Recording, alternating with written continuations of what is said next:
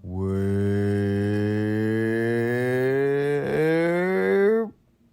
back. It's never too late for brunch. It's never too late for brunch. It's never too late for brunch until it's dinner. I did not know where you were going with a different song. Hey, y'all. Hi, everybody. We're back, sort of. Yeah, it's brunch. It's Brunch and Budget. And budget. It's brunch. Oh, I was supposed to say and budget. I don't know. Hi, y'all. Hey, we're still shopping the new intro. It's Dyalekt and Pam here. Yes, it's Dyalekt and Pam, and we're not totally back yet, but we have a Brunch and Budget bonus for you. Bonus time. We actually reached deep into our own archives of, I don't know if y'all remember our Dead Day Job Army. Shout out to Tasty Quiche, TK in the AM, Bonfire Radio, our interview series where we are talking to entrepreneurs of color and the funky stuff that they were up to, the difficulties and successes. And one of them has become pretty big. Yeah, pretty big. Pretty successful. So we're super excited to share this interview with Samir Goel, co-CEO of Esusu. As we said, he's been on the podcast before, and the majorest update is in January 2022, Esusu reached a $1 billion with a B, $1 billion valuation, making Esusu one of the few black-owned unicorns in the U.S. and globally. Wait a second. First of all, the company being $1 billion worth valuation, $1 billion, yes. That doesn't mean that he's a billionaire, right? Correct. Yes, he is not a billionaire. The company is worth $1 billion. And hold on the whole Animal Planet thing. Wait, why? What's up with the black unicorns? There's not a lot of black unicorns. I'm not even setting up like a joke. I literally don't know what you're talking about. No, I'm glad you asked that. So in the tech bro world, a company is considered a unicorn. That's the word that they decided to use. If they reach $1 billion or more valuation. I needed to watch the Barbie movie to understand this, right? Maybe that's what it is. Yes. Oh, these franchises, man. I know, exactly. So when we first talked to Samir, Esusu was a lending circle / digital susu platform, and they completely pivoted their company to help boost people's credit scores by doing something they already do anyway, reporting their rent every month. And this really combats the kind of ridiculous rules around the credit scoring system where you need a credit score to get access to credit, but you can't get access to credit unless you already have credit. Yeah, it was a really interesting conversation about the ideas and the nature of capitalism. I think at one point he even mentioned, he was like, I'm actually a capitalist. I mean, he's like, I'm owner of a company. I like to play the game, but he wants to do so in a way that benefits people, which is not usually the kind of framework that we're on, but the way that they're going about it and the direct help that they're doing can't really be denied. Yeah, absolutely. And you'll hear more about how this works and why this is really game changing, especially because one thing they're showing is credit reporting, especially for landlords, is usually only done punitively. And they've created a way to incentivize landlords and tenants to show positive credit reporting, and also to give people who don't have credit or who have bad credit the ability to build their credit based on a true financial data point. Right? Yeah, I mean, like paying your rent is like showing financial responsibility. And that's one of the great things about it. Samir and Esusu's big vision is using the power of data to close the racial wealth divide, to know how it feels to go from getting kicked out of a Denny's to having a company that's valued $1 billion. $1 billion. Folks talk all the time about, we'll start a business that people need, that people actually need. And oh yeah, we do need plumbers and banks and artists and all the everything, right?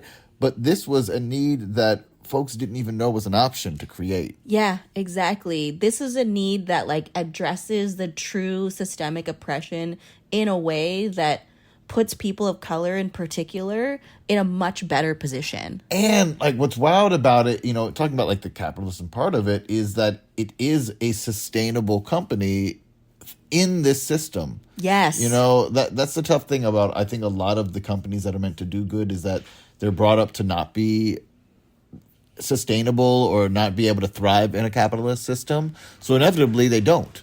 Yeah, exactly. So we are so, so excited. This is a two-parter, y'all. So get ready, buckle in, and take a listen to this interview. We also wanted to congratulate Samir and his co-CEO, Wamimo Abbey, who were named one of Time Magazine's 100 Next this year in 2023. Congrats, y'all! What? Well, it's almost 2024, so they're not even next anymore. They're it. They're them. They're here. They have arrived. Yeah, I don't know They've arrived. Yeah. Take a listen, y'all. Thank you. Yeah, talk to y'all soon. Hi, Samir. Thank you for joining us. Hey. Hey, folks. So glad to be here. Good to see you. I know you're back. Oh my gosh, we rarely have guests back, but I feel like we ended the last one with encore needed, so I'm glad we can happen. I love it. Well, and the Esusu update is pretty big. It's pretty significant while you're standing in this room with these white strips ahead of you. It's like you're accelerating. I appreciate you describing to the podcast audience. What? It's a cool visual. I like it. It's a cool visual, actually. Just for you all. I found a good background. I love it. Okay, so a lot has happened since we last talked to you, and Esusu was first forming. I think we talked to you in 2018 when it was first forming, and Esusu was originally an electronic susu, right? It was putting together rotational savings clubs, being able to report the activity to the credit bureaus. And I would love to hear what has happened since then and how you pivoted. Yeah, great question, Pam. I mean, it's been an amazing journey for us over the past 5 or 6 years. And to your point, we did start with sousus, or digital rotational saving clubs. And, we learned a couple of things through that process. The first was going directly to people and getting them to trust you and want to onboard their lives onto your system is just hard. Right? It's like, Dyalekt, we just met, what's your social security number? What's your bank account information? What's your phone number? Right. And that's information that takes some trust to sort of want to part ways with. And so, the only way that Wamimo and I were really getting customers back in the day was one, through amazing organizations like yourselves, but two, we'd show up at churches, community groups, introduce ourselves, share our story. And that really helped kind of people get comfortable with the idea of onboarding onto the platform. The challenge is it just wasn't that scalable, right? So that was the first thing that we learned. And that's why we started doing more sort of what I would like to think of as almost like B2B, but really piggybacking on the trust that an existing community-based organization had as a distribution channel for our platform. So, what we did with you all was a good example. The second thing that we learned was we're solving the wrong problem. People generally knew they needed to save money. People genuinely wanted to save money.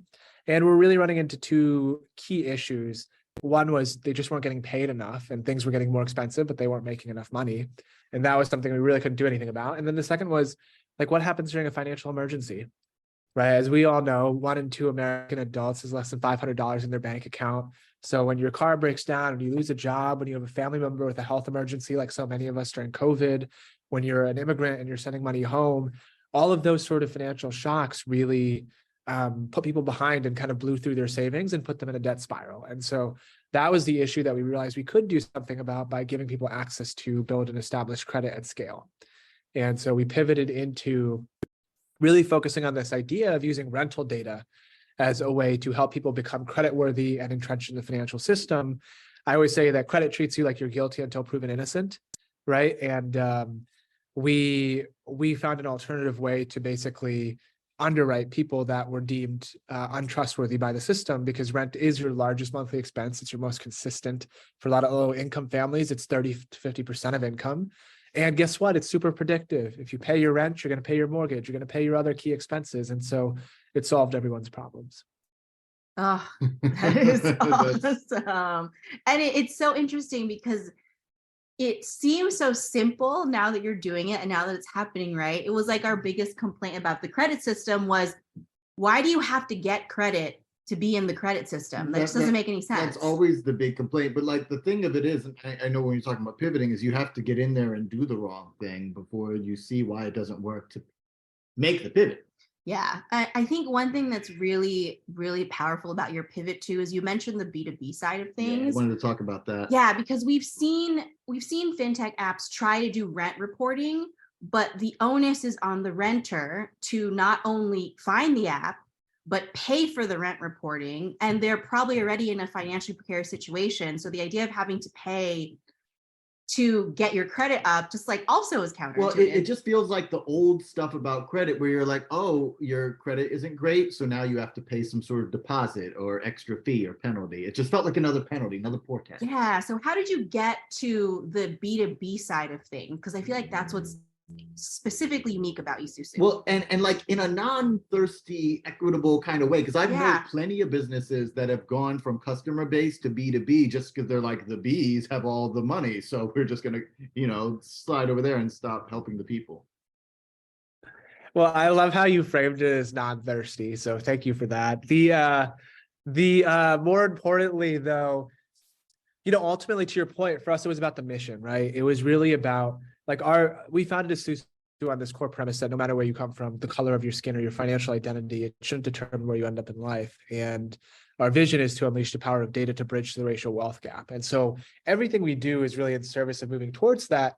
And to your exact point, we realized that if we were to make rent reporting something that was a pay for play for families, it would basically make it something that higher income, more affluent people who might be very aware of credit, who might have 10 to 50 bucks a month to throw in discretionary income, would be able to benefit from this sort of evolution in the credit system. But the families that we're really trying to give a fighting chance to wouldn't be able to, right? Because that 10, 20, 30 bucks a month is a real impediment. And also it might create just a little bit more friction, right, to invest in your future, because when you are paycheck to paycheck, it's about tomorrow. It's not about a year from now, right? And so we realized that we really needed to stay focused on mission, and that we could create a win-win for our landlords and for our renters. And so when we think about the Esusu platform today, we do work predominantly with owners and operators of multifamily real estate. So anyone that owns an apartment building. And the way that we frame our services is really in three key components. The first is when your renters pay rent on time. They get that data reported into all three credit bureaus. They build and establish credit. It's great for them, but it's good for you because it encourages people to pay on time. And so rather than using a stick, you can use a carrot and say, look, if you pay on time, you're going to get the benefit, right? Number two is like, it's also a marketable amenity. You can use it as a way to differentiate yourself. Renters have options. Maybe they want to live somewhere where they can build credit, and now you're a more attractive option. We also paired that with a 0% interest loan fund, where when renters fall behind on rent, we pair them with 0% interest financing that's paid to the landlord. And so once again, it's a win-win, right? Landlords are able to navigate their business. They have expenses, they have mortgage payments. It's not easy. That being said, ultimately what we want to do is help keep families in their homes, avoid financial shock and evictions. And oftentimes evictions lead to homelessness. And how can we kind of stand by and intervene there, and then tie it all together with some financial literacy and credit education. And the framing that we tried to create for our owners and operators is really, your renters are your most important asset, right? At the end of the day, if you have a financially healthy renter, you have a financially healthy community, and it's going to continue to grow and appreciate. And that's good for you. And the way that you can do that is by investing in your renters rather than, basically focusing more on kind of the punitive measures. How about you support your community? And a lot of people wanted a solution like that. It just didn't exist. And so that's really what we did. And today, because of that, our partners cover about 4 million rental units in all 50 states. And we're continuing to grow and see that sort of traction at scale. Yeah. Yeah. I love that. Because the thing that is really interesting about what you described is that you're incentivizing like the literal system itself to want to participate, right? Yeah. There's this idea of like, oh, landlords, your rent's gonna get paid on time. And I was reading on some of the features that you have, but like you have like ESG reports, right? Can you tell us a little bit more about that? Because that's another, especially as people are wanting to invest in socially responsible investments and ESG and things like that. How has that component to Esusu been a good incentive for landlords? Yeah, Pam, I appreciate that you did your homework, and that's a great question. So on the ESG side, that's definitely been a core part of our value proposition as well. What's happened? So it's really interesting because real estate has been adopting ESG over the past decade, but it's all been focused on the E, or environmental, part of the environmental, social, and governance framework. And part of the reason was not because real estate owners didn't care about social. It's actually that there was just nothing measurable or meaningful, right? So social 5 years ago used to be like, hey, we threw a pizza party for your residents, right? And it's like, great, I love pizza as much as the next guy, but you can't really tie that into any meaningful social outcomes. And what we were able to do is really create a data-driven framework where owners and operators could be like, we're not just going to like talk about social in these fluffy terms, but there's meaningful impact and economic mobility being created. So that's things like, hey, how many renters established a credit score for the first time? What's the average credit score improvement that your residents are seeing? How many people are moving from subprime to prime? What sort of financial opportunities are being unlocked? Are people becoming homeowners? Are they getting car loans, which is step one in economic mobility? Are they getting education? And how am I a part of that story of economic mobility? And, I think to your earlier point, like, we often love to create win-lose narratives, right? We love David and Goliath, right? It's like bad landlord, good renter, or bad renter scheming the system, and good landlord just trying to operate a business. And both those are false. Like, how do we create a win-win where the renter benefits, the landlord benefits, the lender benefits, and society at large benefits, because we're not creating homelessness and penalizing people and sending them to predatory lenders and all these sort of things, right? And so that's always how we're thinking about it. How do we align the structures and systems to all do what's right for people? Yes. Yeah, I love the aligning your business with your values and making sure that other businesses align with your values. And have you seen a change? I mean, I think that we've all noticed like that the game has changed in terms of how credit is being done. There's a lot more competition in this space, and I think the credit bureaus themselves are becoming aware. What have you seen in the changes? Absolutely, Dialekt. So we've definitely seen a tremendous amount of change. And I think, once again, I'm going to go back to my win-win-win construct, right? But having a credit system in which 45 million people are credit invisible and 70 million people are credit thin actually benefits nobody, right? Because you have people that are marginalized, which sucks. You have business entities that want to kind of work with these people, but don't have the infrastructure, the data to do so. And then the credit bureaus aren't even making money on those 70 million people because they don't have a credit score, or they have a really poor credit score for them, right? And so that existing construct didn't really serve anyone. And so as a result, we're definitely seeing a sea change in the industry where credit bureaus want alternative data. They want to be able to create new scoring models. They want to be less racist and biased. They want to incorporate more consumers in the system, because it's, once again, win-win, right? It increases their addressable market, but it also helps them do the right thing. And when Esusu started, I always like to say that we had to sort of defend our right to exist, right? So a lot of the questions you would get were very existential. Who are you guys? Two people with a funny name trying to build something impacting the world. Like, what are you doing, right? Why are you doing this? Why should I care? Why should we do things differently? That doesn't happen anymore, right? Most often we have conversations and people are like, I've heard of you guys, or I've heard of the concept. I really understand what you're trying to do. And like, let's get into the brass tacks. Like, what does the implementation look like? What's the cost? What are the other alternatives for me? But it's not so much defending the premise of whether or not this needs to exist. Universally, that's sort of been accepted. And that's a really, really powerful thing to be able to say. That doesn't mean that it's ubiquitous in the market where everyone is doing it, but it does mean that there's sort of a general consensus, like, this is the right thing to do. We should do it. And we need to figure out ways to do it.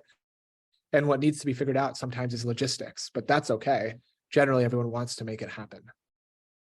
Woo, that's huge. That's huge. That's really huge. Yeah. I think businesses, we used to operate under the idea that businesses are going to do bad things because the bad things are always the most profitable and always the easiest. And just changing the idea that, no, doing things that are beneficial for everybody might actually be the easier and more profitable solution is so revolutionary. Yeah, it really It's just a long-term mindset. I mean, we like to say at Esusu, we're justice capitalists, right? We're not throwing out capitalism. There's value to it being market-driven, but like, what if we're a little more intentional? And what if we take a longer-term lens? And I know publicly traded companies think of everything on the quarterly basis, but generally speaking, most businesses that stand the test of time actually add value for people, right? That's like, that's why they're around for 100 and 150 years, 200 years, etc. It's not because they're taking the shortcut, screwing over the person, and then continue to grow on the basis of that. Yeah, no, I think thinking of the credit bureaus as businesses in and of themselves, it's like kind of how you describe them, right? They're not these like, and I think that we all thought they were these big like umbrella overarching entities, but the reality is quasi-governmental, but they are businesses who need people to patronize them. And so if their credit scoring system becomes obsolete or doesn't become relevant anymore, it's not good for them either. And so I really love that, like, this is adding rent to a credit reporting system is more indicative of someone's financial health and financial wellness in so many ways than just like, oh, do you have a credit card? Well, and it's, it kind of already answered a question that I had about, well, as the things are changing, how will these credit bureaus find another way to penalize people? And it seems like what you're saying is that you're showing them that penalizing people who don't have enough money isn't going to benefit them in the long run. And even if you're trying to be greedy, just be greedy in the long run, and that will help out other people too. Yeah, I mean, I genuinely believe that, right? Like, not, and everyone might not. I think, like, I believe in this concept of, that's like in the business world, it's called stakeholder capitalism, right? Where it's sort of like you're a part of society, and so if every one of your stakeholders, whether that's your employees, whether that's your consumers, whether that's your shareholders, right, whether that's government, if everyone's benefiting, that's your best way of evolving and growing and being relevant in 50 years or even 10 years, versus kind of like, how do I make an extra buck in this quarter and then shift to next quarter? And I think more businesses are thinking in that way because they have to, right? And the old way of doing things is just not going to work with the customer base of today, with the regulatory environment of today, et cetera. And so, I think it's a good thing. Like, and also, like, one of the things that I think about is, like, nobody wakes up every day thinking they're like a bad person, right? That's like a very hard thing conceptually, right? Like, no one, the richest person in the world is not going to wake up and be like, I'm a horrible human. And I love that about myself, right? Everyone thinks they're the hero in their own story, and everyone wants to be able to be a good person and talk about something they're doing that's positive in the world, and we give them that opportunity. Like, how many real estate owners get to go now talk to their significant other or a friend and be like, oh, we're doing this really cool thing to help renters have a fighting chance? Like, that's something you want to talk about, right? Like, how many times do you want to be like, hey, we just like made a ton of money? Like, like, generally speaking, right? Like, people want to be the good person. That's how they see themselves. Very few people, I think, genuinely can look at themselves and be like, I'm a terrible person, and I feel great about myself, right? Yeah, well, because I think the shift that you're talking about is, before it was good to be greedy because you were taught to be the winner. Stakeholder capitalism meant I'm holding the steak and you're holding the top ramen, so I'm the better person. Yep. And when we change that to a more collaborative vibe, then we do change the parameters of what being a good, not just a good person, but a good business person means. Yeah. Word. Absolutely. Well, and I think, speaking of that, Esusu seems to be in the space of being a lasting business as well, thinking through all this. The big news is that you were valued at $1 billion last year, right? Can you take us through that journey of, you mentioned earlier that before you had to walk in and just explain yourselves and who you were, to now you're like, oh, we know who you are, let's just get down to business. Can you explain that journey and how you became one of the few unicorns and one of the few unicorns owned by people of color? This is huge. Thanks so much, Pam. I appreciate the kind words. And, it's been a journey, is what I would say. I mean, Wamimo and I are really proud to be, one of the few Black and brown owned unicorns in the market, but getting there was not easy. The first time we tried to raise capital was probably around the time that we first interacted, and it took us about 18 months to raise $1.6 million. And we had over 300 people say no to us, took on over $100,000 of personal credit card debt each, did whatever we had to do to sort of make it. And we were even kicked out of a Denny's because we didn't have money for a hotel, and we would try to loiter at Denny's and other places to kind of do stuff, right? And so, those sort of experiences keep you grounded, right? You're never as good as they say, you're never as bad as they say, but it's certainly been an evolution for us. And I think on the capital raising side, one of the things I realized is our story was one of the best cases for diversity in scene. And I don't think that we weren't getting supported because were, founders of color. Obviously, there aren't that many us in the venture capital and technology industry, but I think what I realized is people just didn't have proximity to the issues we were solving, right? We would get asked questions like, hey, do people really care about 40 points on a credit score? How many people are credit invisible, or how many people are paycheck to paycheck? And it's almost like, what baffled me was, it's like, we're not solving a company for the minority. Like, there's actually more Americans that are paycheck to paycheck than those who aren't. Like, this is a business serving the majority. And because your ecosystem is higher net worth individuals, lawyers, bankers, accountants, millionaires, billionaires, you don't see that. And it's like almost not even like you're racist. It's like, you don't know what you don't know. And that was really eye-opening for me, where I'm like, wow, like you just don't have the perspective on what it is we're trying to build, the communities we're serving, because that's not your experiences. And to me, that was like a missed opportunity for a lot of VCs. And a lot of the funds that took a bet on us early were, led by minority folks, were female-led funds, folks like Concrete Rose Capital, Serena Ventures, Acumen Fund, Global Good Fund, right? Zeal Capital. All of those things had a few things in common, which were female principals or Black or brown principals. And I think part of the story there is just that they had more life experience that kind of allowed them to see the potential in what we were doing and why it was important. And they gave us a fighting chance. We built a business that had more demonstrable data points, and we're able to really scale up with more institutional capital, because we did have that sort of revenue profile and margin profile and all the stuff that a VC might look at.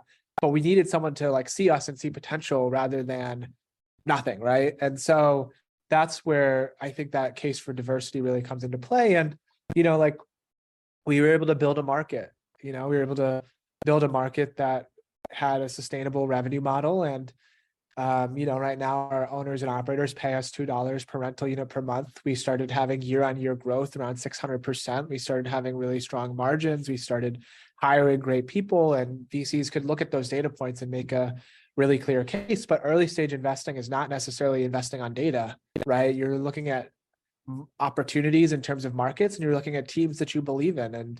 And that's where the kind of diversity piece is powerful. The last thing I'd say is one of the things that really accelerated our growth and allowed us to kind of be a unicorn company is we found new distribution channels. So we started working with the government-sponsored entities like Freddie Mac and Fannie Mae. They made this part of their equity and multifamily housing plan and started subsidizing the cost of Esusu for real estate owners and operators.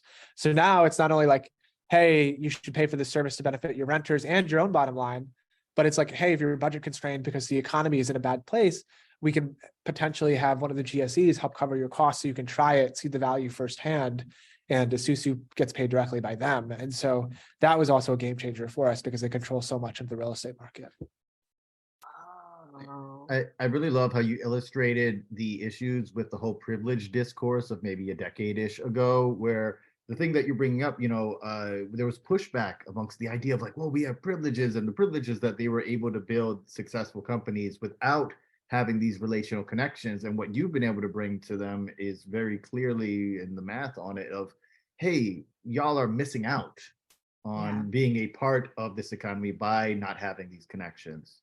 I have to ask, what told you to keep going? Because each of you are at $100,000 of credit card debt, which is also kind of ironic because you're trying to build a credit a business that was reporting positive credit, and you had 300 no's, right? So what told you like this is gonna work and I just need to keep going? It's a really thoughtful question. What I'll say is I think a couple things. One is it was personal. It was personal for Wamimo and I, right? For myself, I grew up in an immigrant family, as you know, from New Delhi, India. And, we thought America was the land of opportunity, and that was just not the truth. Obviously America is a great nation with a lot of opportunity, but that wasn't our experience. My dad was mugged on his first day in the country.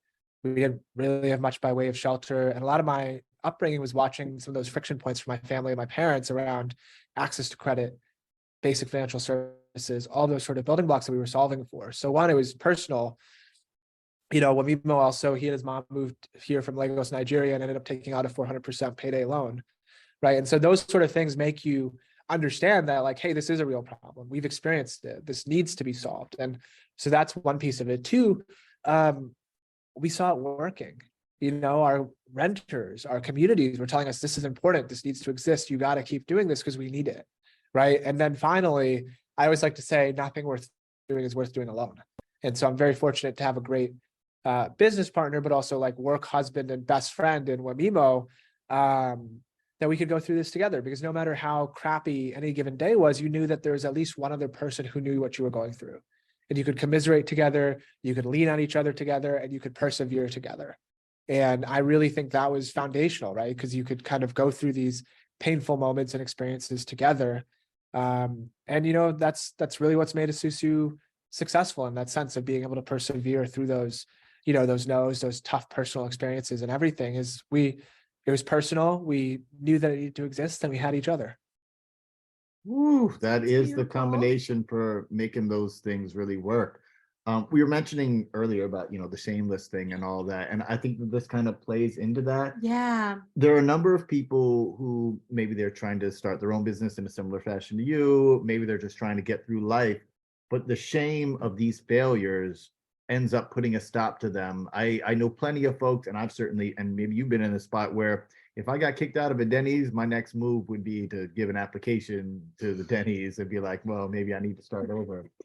How have you seen shame play into this, into people even being afraid to work with Esusu? Yeah.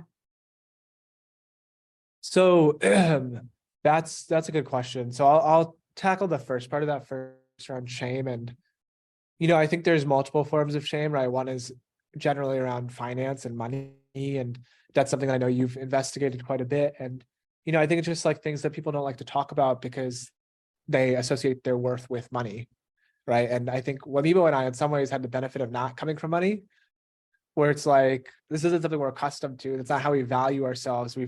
There's nothing we're going to experience that's worse than what we've been through. And so that sort of is a powerful foundation. Two, like my mindset generally is like, I think about things very much from like minimizing regrets, right? Like ultimately, I want to look back and be like, we did everything we could to give people a fighting chance, to keep families in their homes, to bridge the racial wealth gap, not, I didn't try. And if I fail and I tried, that's okay. Like I can live with that, right? I'm happy to kind of have that conversation versus like, I never even gave it a shot. And now like I'm on my deathbed, right? And so I really, really, you know, I think Wamimo and I met at this conference. It's called the Clinton Global Initiative University. And one of the things that President Clinton said at the time was, you know, be caught trying. And that is something that I fundamentally believe in. Like, be caught trying, right? Leave it on the court. You might be wrong. You might be right. It doesn't matter. Like, I want to be caught trying and give it my best shot. And so that's just like more of a life motto. But I think like money is hard because there's scar tissue, right? So many people grow up with the experience of watching money define their lives. It's the thing that stops them from doing the thing they want to do. It's the thing that their parents worry about every day. It's the reason why their life is the way that it is. And so it's very hard to overcome that. And, you know, I'm fortunate that, you know, we were able to kind of reframe it and take control of that narrative. But sometimes I just think like, what have you got to lose? You know, like, give it a shot. You never know. And what I will say is I don't buy into this like rubbish that Silicon Valley likes to perpetuate. Rubbish is a strong word, but you're getting me a little under the weather, but is like, you should just like drop out of college or you should drop out of your job and do whatever. Like, that's just like very unrealistic for most people. Like Wamimo and I started building Esusu while still in our corporate jobs. We put every paycheck we got for 2 years into Esusu. And so we were just like working 18 hours a day. And so like we'd literally fall asleep on the phone talking to each other, but we'd be building Esusu because we didn't have the safety net to just like quit and go try. And so we had to see enough traction to quit our jobs and go build a business. When I was getting into that credit card debt, I personally found a friend who would co-sign a lease with me. And I got a 2-bedroom apartment. One of those bedrooms was literally like the Harry Potter closet, right? This like tiny little closet. And then the other bedroom was huge. And I would Airbnb that bigger bedroom. And that would actually cover my rent and my utilities and my health insurance for like over a year. And like, so like, if there are ways to do it if you want it. And so the narrative is not like, hey, go like take this crazy risk, even if you're from a low income or underprivileged background. The point is like, don't give up on your dreams, or don't let money talk you out of the things that you want to do. Thank you so much just for sharing that part of, you worked a corporate job for 2 years. You Airbnb part of your apartment to like get through this part, and I think that that's the part of the story that's often not told. Well, and even when it is told, it's told as like a glamour type of thing, where this is you paying your dues.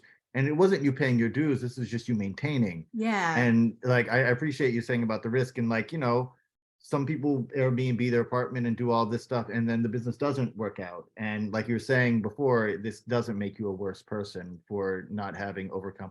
I also, by the way, I've been sitting with the hilarity of a politician telling you how the best way to get caught. Yeah, well, I guess they'd be experts in knowing how to get caught. But no, I mean, thank you for getting real about this part of it, and because that is the thing that matters the most, I think. Like on the topic of shame, I had literally no shame. Like I would be the person that would take my Starbucks cup and use it like 5 days in a row, because when you bring back the same cup for a refill, it's like 50 cents. Like, like you got to do what you got to do, right? And there's like parts of that struggle that may be kind of undervalued, but like I'd get home and be like 1 a.m. and I'd clean the toilet for my guest, right? Like you do what you need to do. And so I think it's like very easy to, like, people don't talk about the alternative paths and sometimes like what it takes to get there. And there's also more than one way to do a business. It doesn't have to be a Silicon Valley backed like venture business. Maybe it's you have a hobby around cooking, or you have a hobby around XYZ and you're doing it on the side, right? Like what you all do with Brunch and Budget and Dead Day Job Army, which I think you might have rebranded, and all these sort of things, right? Like that took time. Like you did other things while kind of doing that. You coached, you did financial coaching, you did all these other things, and kind of built it into something that now is like a thing that is all you do, right? So that's real. Hey, can I ask a very personal question on this tip? When you're getting through this and struggling and doing all of the like hustle parts, what did you do for yourself to maintain your sanity and humanity? It's easier said than done. It's funny, like we didn't have an office. I'd work out of a Starbucks or a coffee shop every day. And the only people that are at a Starbucks, the same Starbucks every day, are literally people that are transient, right? Folks that are experiencing homelessness or don't really have other places to go. That's like a very odd experience to be like especially in cities like New York or San Francisco. And so mental health. And then also when, before I did the Airbnb, I was couch surfing. And it's like wonderful. And I'm very grateful that I had people that would put me up for a week or two, but it's also like crazy to be in someone else's space all the time, where you're always a guest, where you're always in someone else's space, where they're always doing you a favor, where, it's not somewhere where you're like always cognizant of that. And so those things do take a toll. And I think for me, it was kind of like making little steps to adjust the status quo. So in some ways, like the Airbnb was phenomenal for me because it gave me a sense of like ownership again, right? In the sense of like, hey, like this is a space that I don't have to like apologize to be in. This is an apartment that however I'm paying for it, I'm still paying for it. And it's like, a place that I can call home. And yes, this like little room is small, but it's still like my bed and not someone else's couch where I'm like, am I too loud? Am I getting home too late? Am I getting home early? Am I eating too much of the food? What do you need me to do? And it's not even like a them thing. It's like a you thing, right? Like you as a human being don't want to feel like you're not contributing. And so, I think there's things like that. But the two biggest things that I did, one, it's like all about your community and your people, right? Like I said it earlier, like nothing worth doing is worth doing alone.